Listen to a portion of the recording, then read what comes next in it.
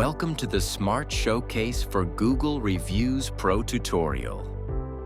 In this video, we'll guide you through a straightforward process to customize your shortcode settings and easily display Google reviews on your website. Start by going to the Widgets section, copying the shortcode, and placing it on your page.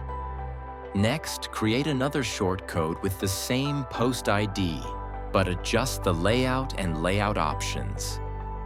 There's no need to regenerate or change the shortcode itself. It will automatically update on the front end as you modify these two parameters. This makes it easy to fine-tune the widget's appearance without constantly updating the shortcode. Now let's take a look at the front end where the shortcode has already been added. As you can see, the showcase is fully loaded and all features are working as expected. The filters are functioning perfectly, allowing users to sort reviews as needed. Additionally, the Load More button works smoothly, letting users load more reviews effortlessly. Everything is set up perfectly to provide an enhanced user experience.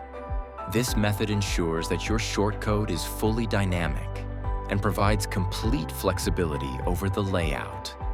The admin view remains unchanged from when the shortcode was first created, allowing for an easy and efficient management experience without any complications.